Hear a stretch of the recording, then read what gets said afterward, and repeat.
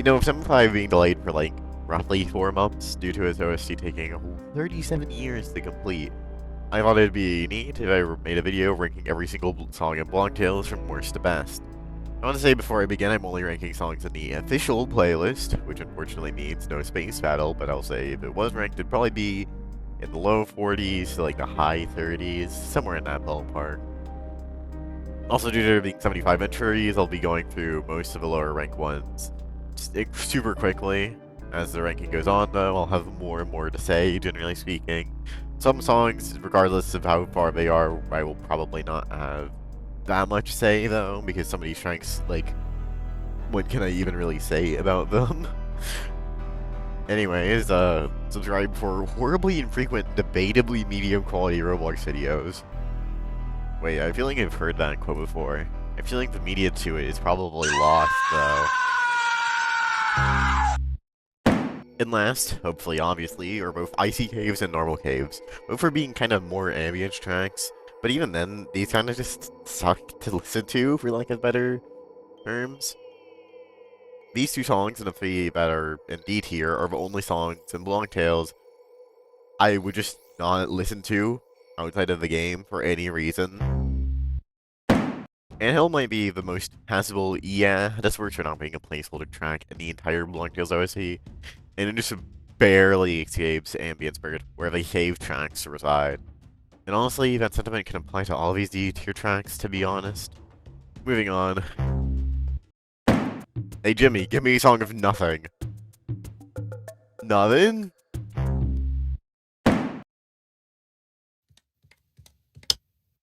There's nothing. Thank you, son. As far as I'm aware, this song is pretty well liked, so this might be a slightly haunting, but it just doesn't really click with me. Which is a trend with C-tier songs. Like, I have mostly nothing to say, but there's like one or two aspects of the song which I quite like. For this one, I really like the general vibe of it, even though the song just doesn't quite, like, click with me, you know? Moving on. Elephant green screen effect. What, you want me to say something, like, real about this one? Okay. It's like a D-tier track, but with, like, a little bit of sauce to it. Okay, I'm just gonna move on. Really calming, but there's, like, nothing of a note here. The song's ranking kinda gets tanked for me, just due to the existence of In the Cards, which is a dramatically better version of this track in my eyes. Not bad, though, and even though I think In the Cards is just a better version of this song, it still stands on its own decently well, hence the C-tier ranking. This area theme really stands out to me, and I can't really point my finger as to why. Even though I don't like the song that much, something about it just clicks for me. It's kind of like the opposite of the other C-tier songs, where it clicks with me, but I don't really know the reason why. This track stands out heavily from every song in the game, and much like Roblox HQ, it clicks with me, but it's hard for me to pinpoint as to why I exactly like it. Again, ends up in C tier because it's the same reasoning as the other C tier songs, just like the opposite. A perfectly serviceable track. There's nothing wrong with it, but the general vibe of this track just doesn't click with me. I really like how calming this track is. This is very borderline B tier, but I think it just barely misses it. I don't think this being my least favorite boss track is the most surprising, since there are a few other tracks I'd say that are even in competition for that spot, which we'll be getting to very briefly. Really solid. I like tracks that give off a regal vibe, and while they're never my favorites usually, I'm quite fond of them. Time for a rapid fire round because a lot of low B tiers is kind of unremarkable. 60th, Turotropolis. 59th, Weird Battle. Wait, this is meant to be a rapid fire round, but like the song Eat Some Funky Battle screen time is genuinely baffling. 58th, Tutorial Terry. 57th, Bismil Meadows. 56th, Sentient Statue. 55th, Catacombs. 54th, Slasher. Okay, lightning round over. Back to the tracks I actually have commentary on. I really like the theme's melody, but it isn't anything groundbreaking, and I think it gets handled way better in the Chapter 3 version, which we'll get to far, far later. The good track, albeit kind of underwhelming. At this point, I was a tiny bit scared that the main boss themes would continue to be passable, but a bit underwhelming. But Chapter 3 and 4 really did prove me wrong of, hey, the main chapter boss themes can really stand out. And I know it's technically Bubonic Plant is the main theme for Chapter 2, but spoiler alert, it's not an A tier, it's also a B tier. We're gonna be getting to that very soon. You know, it took me quite a long time to realize Nubador was meant to be the main boss for the prologue. Anyways, I like how this track stands out musically from the rest of the OST. Almost like Penguin Town, but I like this track way more. A really solid track. I don't have much commentary to play here, it's just kind of a vibe. I love the Christmas vibe this song gives, and honestly, I could very well see the song rise the rankings up to 8 here in the future, but definitely a song I initially overlooked. Why the hell did I say it like that? Definitely a song I initially overlooked. Honestly, this is one of my favorite Demo 1 battle themes, only being outshined by 2 others just barely. This is definitely one of my favorite renditions of an early game battle theme in just, honestly, any game. I have very similar opinions on this track to Weak Battle, but I prefer this one's vibe just a tiny bit more. Sounds like a song from a Nintendo game that you'd hear in YouTube videos while they explain something either complicated or simple. I mean that in a really good way, and honestly, I'm kind of surprised I haven't heard it in any, YouTube videos in that exact context, because it does sound very similar to those themes, i.e., Rogue or Underground from T2YD. I think that's what the track's called. I forget the exact name of it is. Anyways, moving on. Cooler Griefer. I like how intense this track is given the whole situation that's happening during it, but despite it being the Cooler Griefer, it isn't better enough to justify me putting it a whole tier higher than the original. Also, for some reason, in the original stream, I was going to throw straight at the rewrite here. Of all places, with most parts of the rewrite are fine, basically just stream when I got screwed over by it, which, don't you worry, I'll discuss my thoughts on the way the rewrite handles Dreamworld when we get there, much later. In fact, I'm saving it for a very specific track, not even just any Dreamworld track, a very specific one is where I'm saving my opinions for that on. Just know I'm not quite fond of the way that the rewrite is handling Dreamworld, and I think they kind of botched it, really badly. Honestly, looking back, I might have ranked this track a little bit too low, but out of all of high B tier, 44th to 39th, could change positions very easily, any day. I could see one of them being the highest ranking one. And it very much shifts, day to day. Anyways, I like how this one sounds like a Mario and Luigi boss theme, almost. Which, speaking of Mario and Luigi, this song is basically, what if we made a battle theme sound like Mario and Luigi instead of Earthbound? I think it worked very, very well.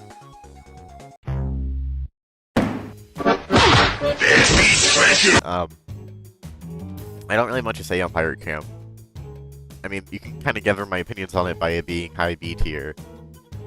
Good song, but I really like commentary. Elevator music. The track.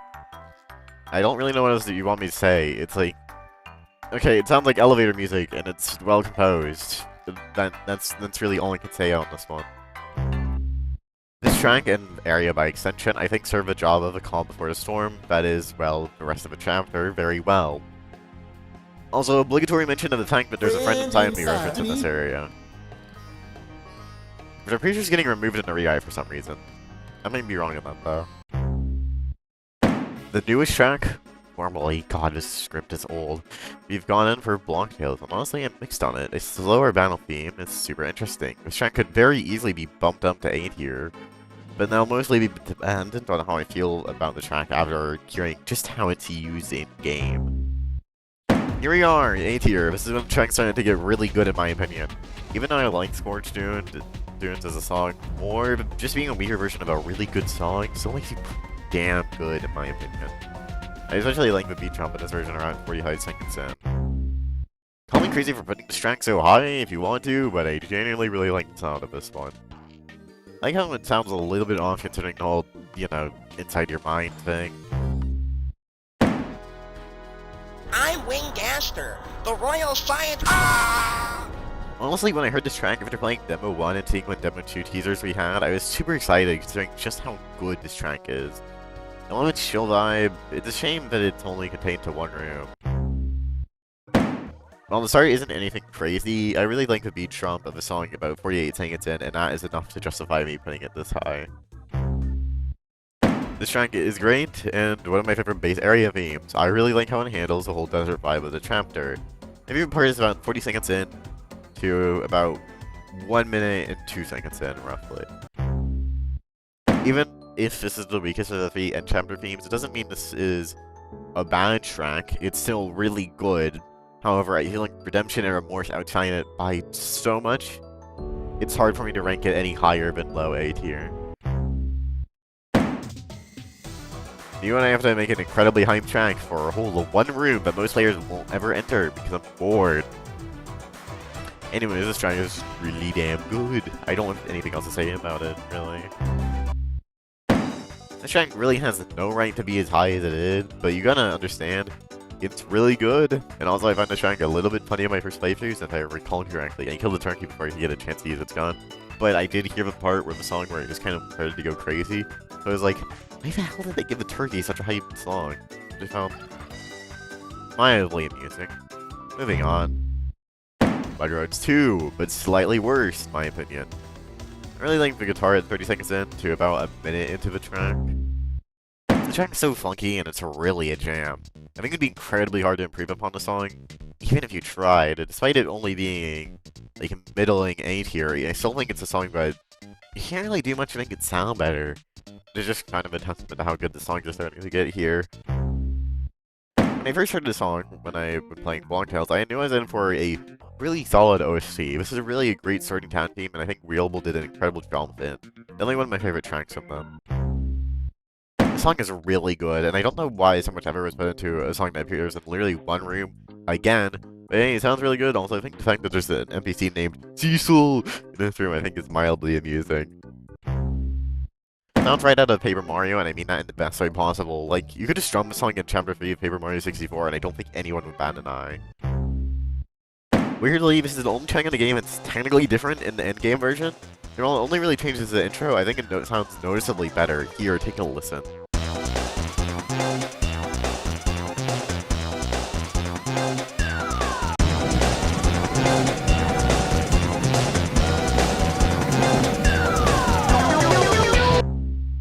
This track is really, really catchy, in addition to being really well composed. I also think it does a really good job selling the whole vibe of the Red Cliff faction.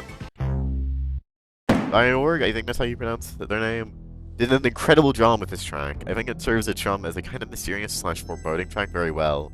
On an unrelated note, I can't wait to see the floors in like the 90s for the pit, since a lot of us just seeing like recolors of pre-existing enemies with like massively boosted stats. I think it'd be really funny to see a new Nublet with like 55 health and like 20 attack. Which I wouldn't be surprised if that does happen, considering that's kind of how the pit goes in the original 1000-year door. Initially, the track was just like solid, but after playing Terraria a ton of the Blongtails music pack on that changes the town theme with this song, it's grown on me like a ton, and it's shown up quite a ways from like high B tier to like high A tier, which is a pretty big jump. This track perfectly fits the desert area and does its job well, although I definitely should not have played in Temple of the Red Sun. I understand the reason why I didn't get a unique battle theme was due to time constraints, but I still don't think that really excuses it being used there. It does tank the ranking of it just a tiny bit, only around 1 or 2 entries at most.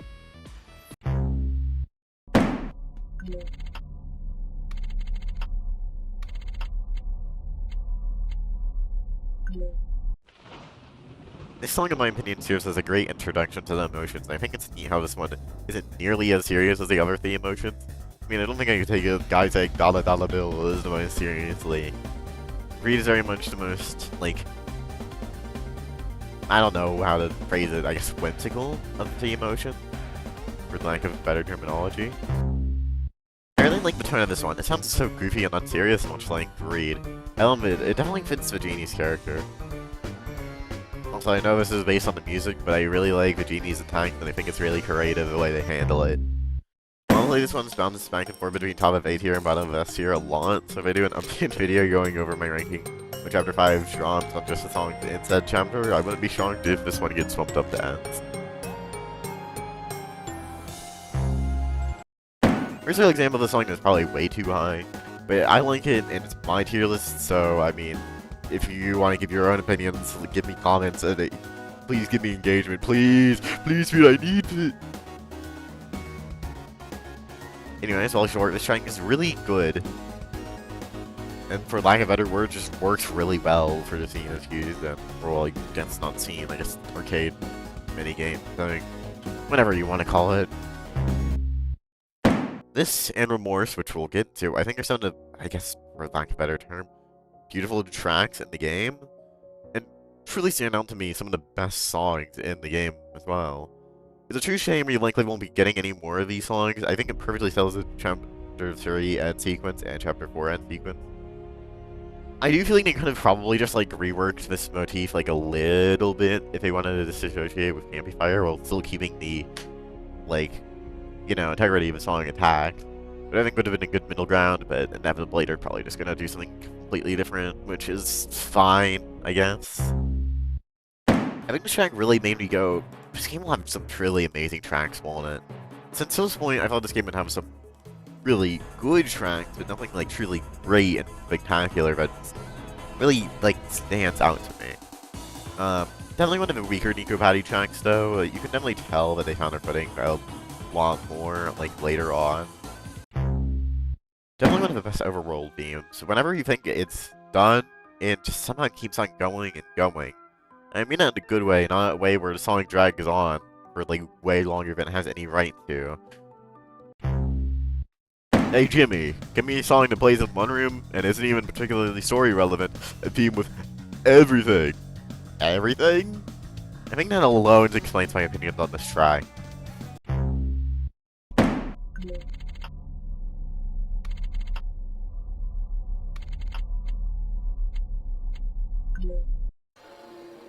I feel like as time has gone on, this track has grown to me probably the most out of like any Block Hills track in the game.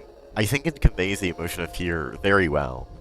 Also, there's the part at 148 in the song, which I can't listen to without thinking of Chuhan from LNF, which doesn't really take away from the song, but I do find it really funny. Which if you haven't heard the comparison of the two before, I'll play it here. Have a listen.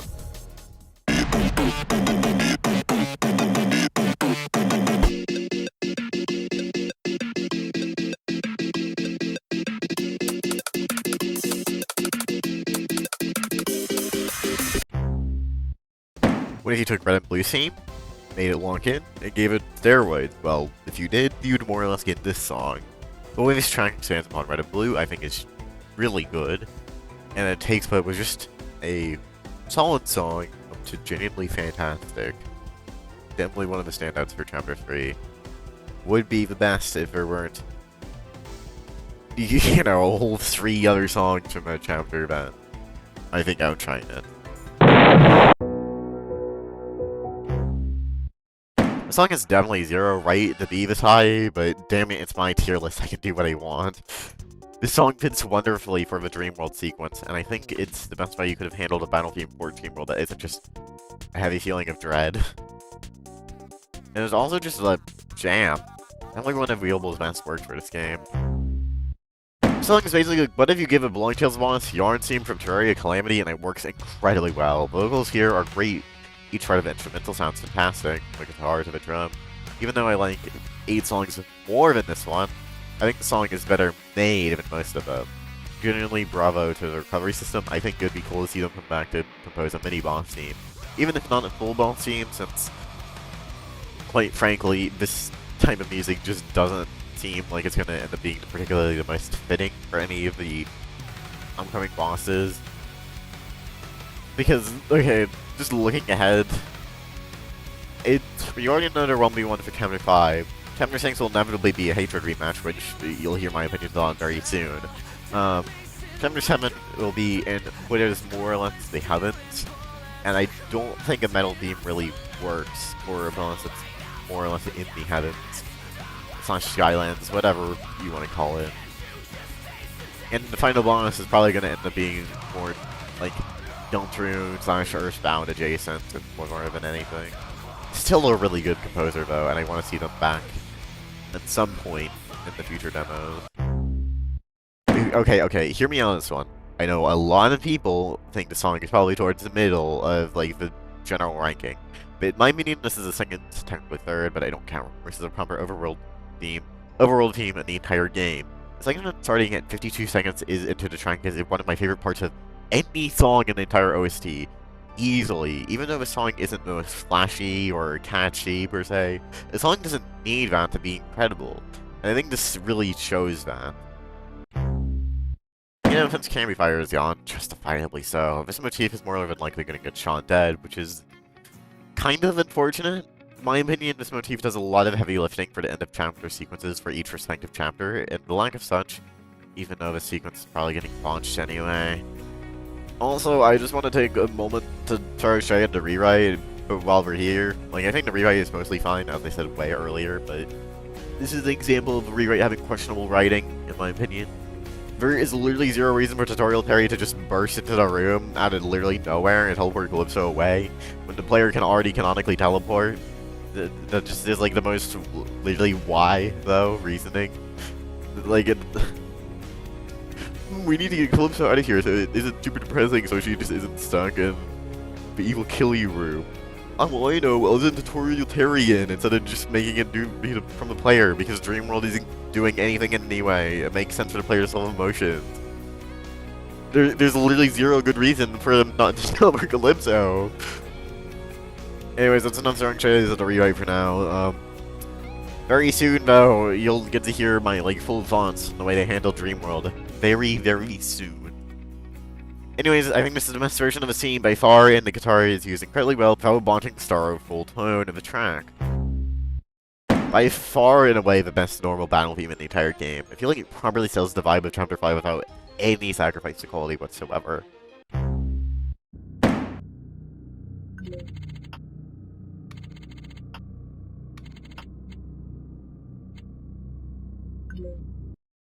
I feel like you already knew this track was going to play super high, it was just a matter of exactly where.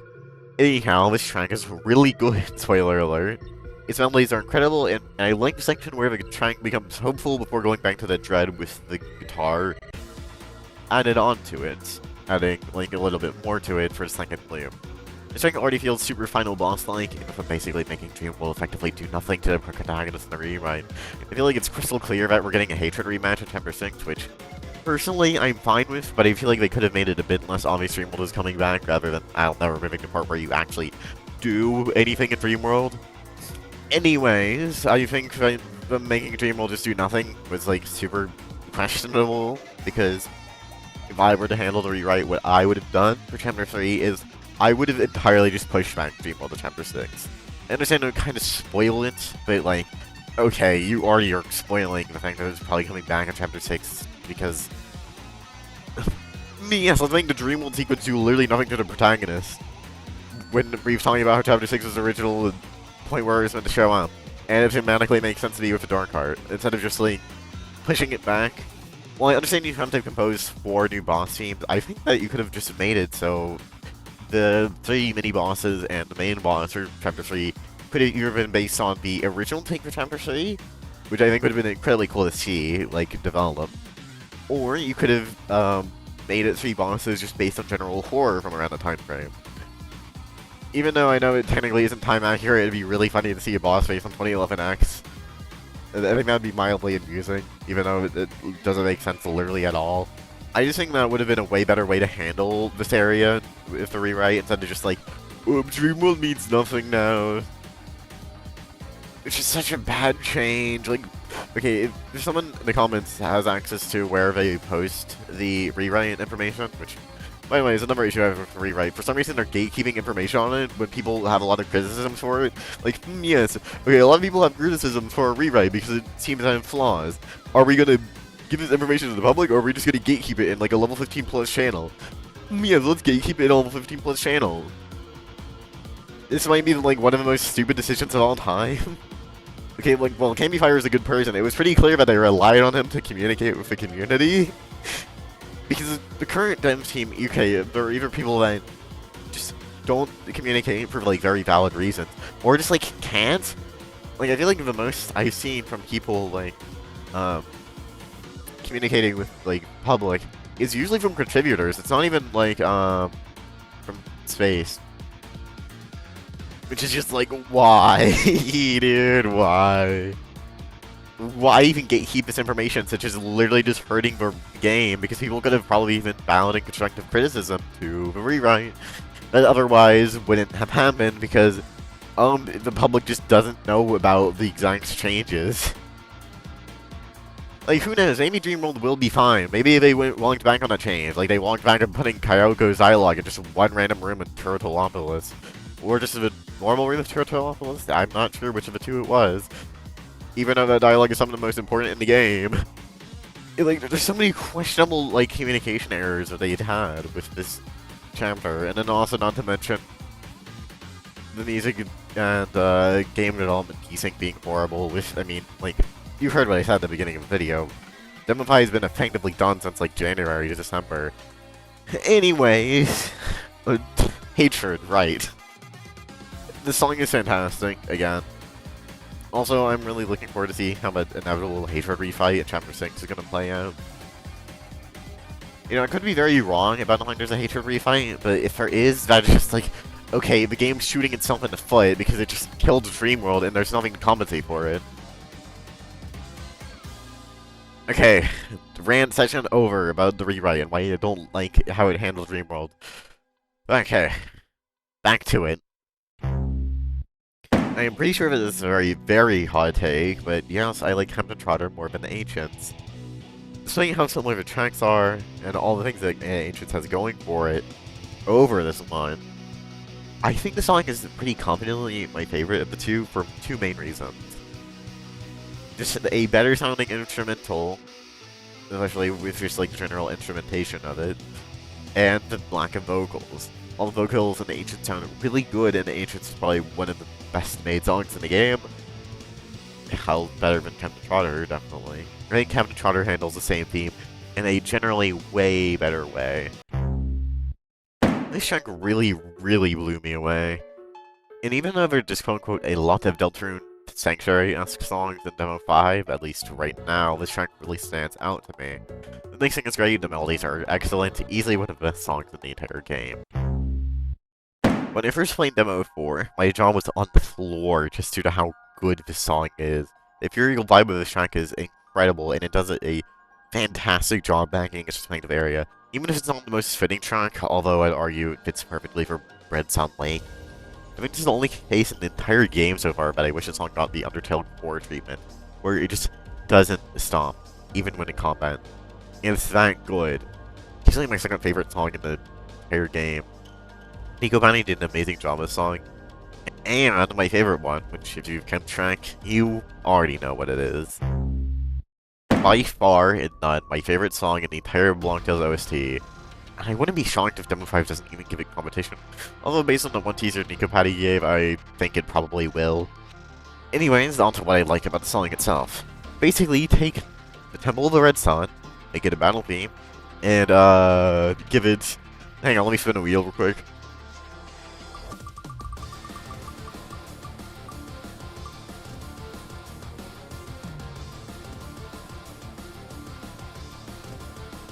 The Beauty of the Stars. The song gave me chills when I first heard it, and it's probably the song in Nipple OST I come back to the most consistently out of any song. Genuinely bravo to Nico Patty. The evolution of him as a composer to me is very apparent. Comparing the Shrine to Komodo Dragon, I'd say is night and day in terms of quality. You can like really feel them like get more like into the groove of this game's OST. Like from Komodo Dragon to Fear to it just slowly gets better and better as time goes on.